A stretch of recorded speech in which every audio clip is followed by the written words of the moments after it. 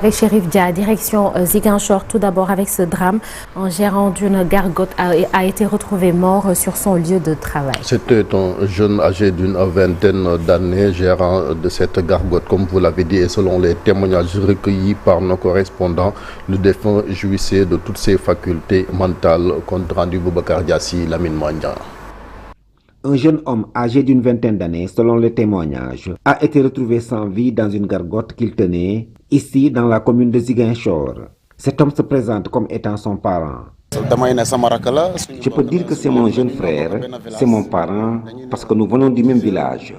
Mettons 10 heures, c'est aux environs de 10h50 que le drame est survenu. C'est en plein jour. Moi, on m'a appelé au téléphone. On est même venu me récupérer de là où j'étais. Lorsque je suis arrivé, personne n'était à l'intérieur. J'ai ouvert la porte pour constater ce qu'il se passait à l'intérieur. Et je l'ai trouvé couché, là où il avait l'habitude de s'asseoir. Et nous avons constaté le drame en même temps. Selon toujours ce témoin, le jeune homme décédé jouissait de toutes ses facultés mentales. Bon, fébar yaram la ni, mais du fébar cerveau quoi. Parce que du tour du mandi. Il était juste malade, mais il jouissait de toutes ses facultés mentales. Il ne fumait pas, il ne buvait pas non plus. Une chose est sûre, il était souffrant, il s'était même rendu à l'hôpital pour se soigner. Nous lui avions même demandé de ne pas jeûner. Et d'ailleurs, hier, il n'avait pas jeûné.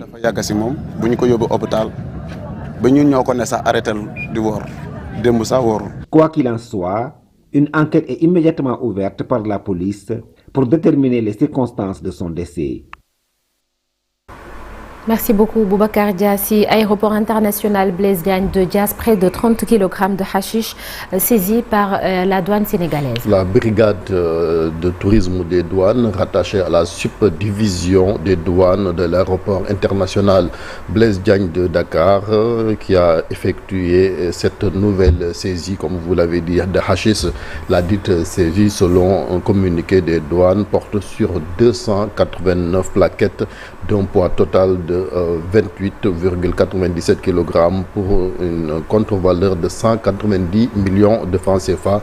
La saisie a été effectuée jeudi 26 février vers 19h et la drogue conditionnée cachée dans 2 valises appartenant à une dame de nationalité étrangère en provenance d'un pays du Maghreb, selon toujours un communiqué des douanes. Les agents de la brigade de tourisme des douanes ont décelé la présence d'indices probants sur les images du scanner. À l'ouverture des valises présentées par les passagers, ils ont effectué une découverte de cette substance conditionnée. Les mis en cause ont été donc mis à la disposition de la justice. Une enquête ouverte sur le matin. Et cette décision concernant le secteur parapublic, le gouvernement annonce la suppression de 19 entités. Il y a un groupe de travail constitué par le gouvernement qui lui a proposé un plan de rationalisation du secteur parapublic comprenant la suppression, comme vous l'avez dit, de 19 entités dont les missions sont exercées par d'autres structures publiques ou parapubliques. C'est ce qu'on peut lire dans un communiqué du Conseil des ministres hier. Et cette suppression des entités, des dotations, cumulant des dotations de plus de 28,5 milliards de francs CFA en 2025 et une masse salariale annuelle de 9,227 milliards de francs CFA. L'effectif également était composé de 982 agents et une dette globale arrêtée à 2,6 milliards de francs CFA au 31 décembre 2024.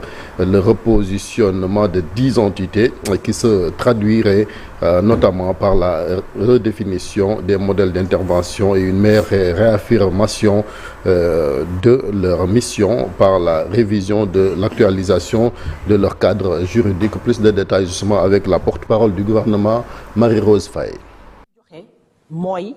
Le plan de rationalisation mené par les autorités a permis d'identifier 19 structures qui seront supprimées. Par ailleurs, 10 autres structures seront renforcées afin de leur permettre d'atteindre plus efficacement les objectifs qui leur sont assignés. Dans ce cadre, un important plan social sera mis en place pour accompagner les agents concernés par ces mesures et atténuer l'impact de cette restructuration. Grâce à cette rationalisation, l'État réalisera une économie estimée à 51 milliards de francs CFA sur les 3 prochaines années. Ces ressources permettront notamment de redéployer une part importante de la masse salariale vers les secteurs jugés prioritaires. Toutefois, la réussite de cette réforme repose sur la mise en place d'une gouvernance solide. Celle-ci devra garantir une meilleure maîtrise des recrutements dans l'administration ainsi qu'un suivi rigoureux des rémunérations. Il est également indispensable de renforcer les mécanismes de contrôle au sein des structures publiques, afin d'assurer une administration plus performante, plus transparente et plus efficace.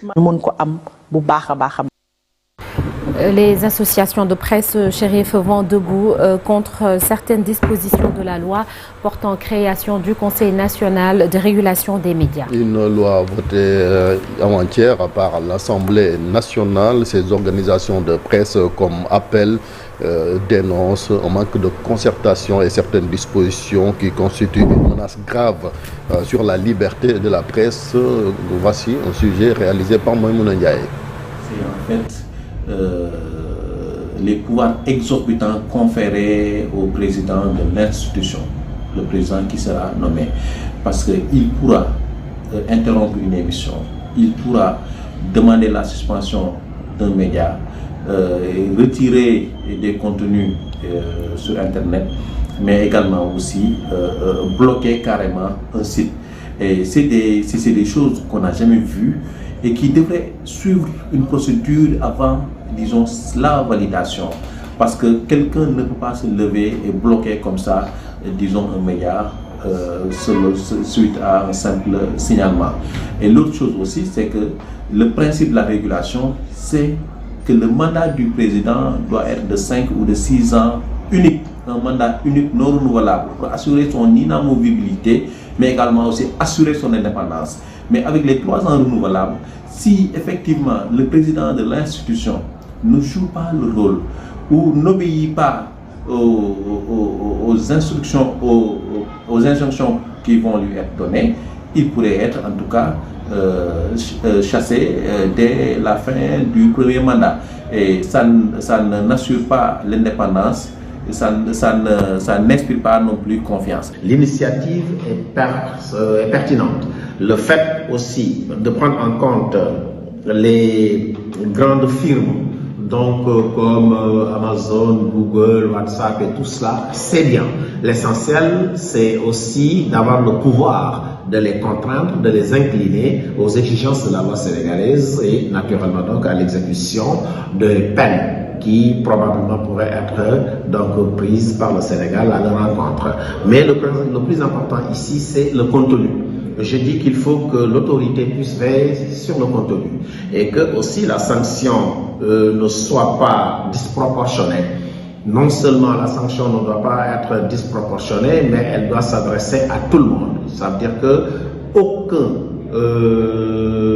acteur, aucun créateur de contenu, aucune plateforme ne doit être privilégiée sur une autre. Et puis son économie avec la première session ordinaire 2026 de la BCEAO, Banque centrale des États de l'Afrique de l'Ouest, croissance mondiale stable avec une inflation en net recul, dynamique économique soutenue au sein de l'UEMOA. C'est ce qu'on peut retenir lors de cette rencontre compte rendu à Befay. Première session ordinaire 2026 du comité de politique monétaire s'est ouverte ce mercredi au siège de la Banque centrale des États de l'Afrique de l'Ouest. Sur le plan international, l'économie mondiale a affiché une croissance estimée à 3,3% en 2025, dans un contexte marqué par un recul de l'inflation. Celle-ci est passée de 5,8% en 2024 à 4,1% en 2025. Nous avons noté une évolution favorable de l'activité économique dans l'Union. L'inflation est également ressortie en baisse et devrait, selon les prévisions, revenir dans l'intervalle cible de la Banque centrale.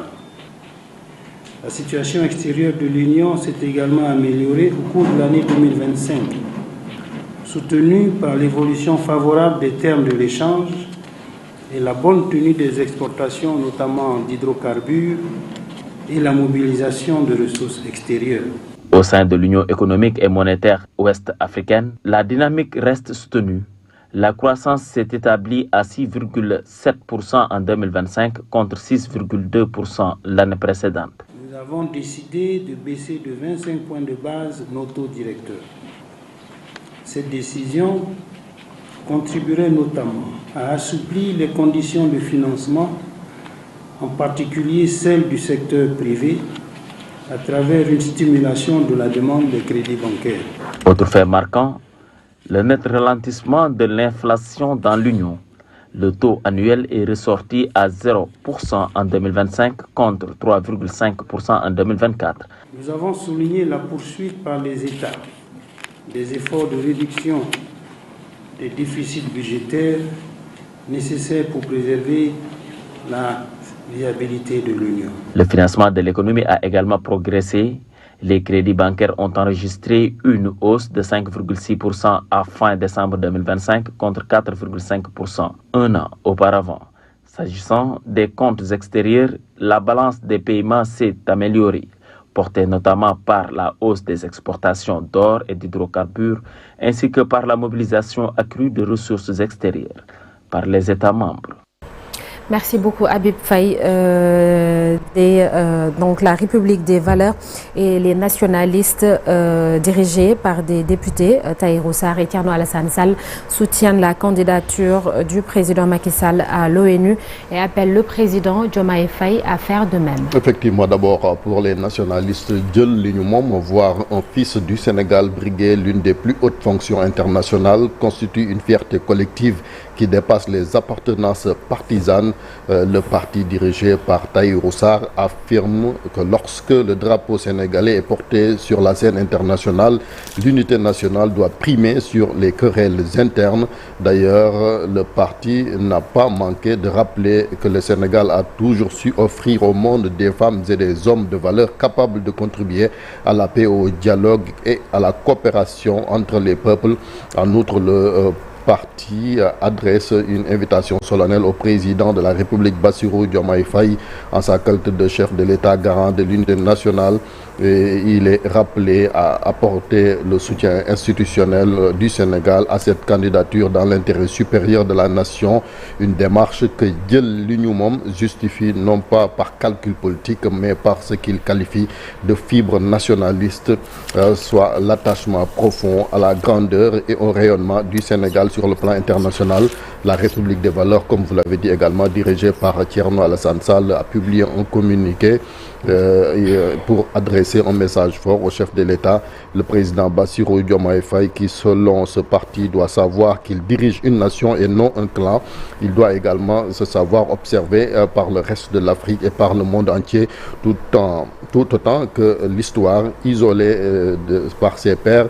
Il ne sera plus compté dans la prise en charge des grandes questions du continent et doit prendre ses responsabilités pour donc se placer au-dessus de l'influence d'un camp et des clivages.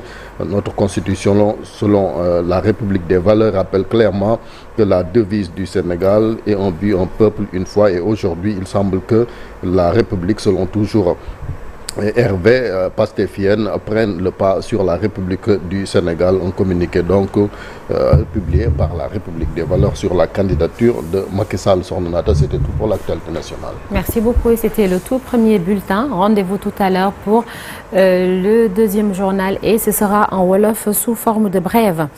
L'une des photos les plus diffusées au monde a été prise le 5 mars 1960 par Alberto Korda à Cuba. Le portrait est intitulé